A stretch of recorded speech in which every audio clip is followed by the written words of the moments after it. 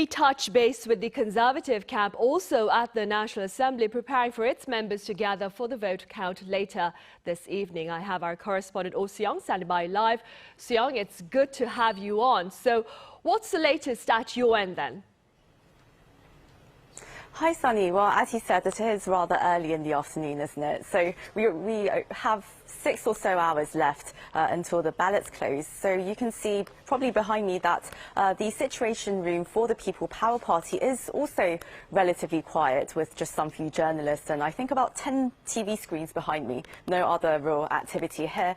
And, well, as for the party atmosphere, I would say that the mood within the party members and among supporters as well is rather mixed. So there's emotions running high, of course. There's hope, which, of course, springs eternal in any election camp. But there's also a sense of inevitability and anxiety, as Kim Moon-soo in the national polls, he's been running significantly behind his main rival, Democratic Party candidate Lee Jae-myung, by around 10 percentage points, with some polls showing an even wider gap.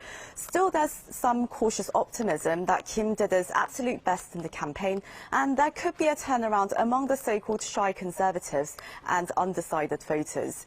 Now, as per tradition, Kim Moon-soo himself will monitor the voting and ballot counting process from his home in Gwanak-gu district in southern Seoul. If the vote count indicates that he might be the winner, then he's going to come right here to the Situation Room in the National Assembly's library tonight. Key PPP members will also be on standby at the party's election headquarters from 7:30 p.m. Meanwhile, Soo-young, I understand Kim Moon-soo sought out supporters in several cities over a span of some 10 hours yesterday. Could you tell us more? Sure, Sunny. So Kim Moon-soo was really pulling out all the stops on his last day of campaigning, starting from the southern island of Jeju and working his way all the way up to the central city of Seoul. Of course, the 73-year-old candidate pledged governance reform in a way that meets the demands of the new generation. And he also apologized for impeached President Yoon Suk-yeol's martial law declaration last year, which has, of course, tainted this party ever since.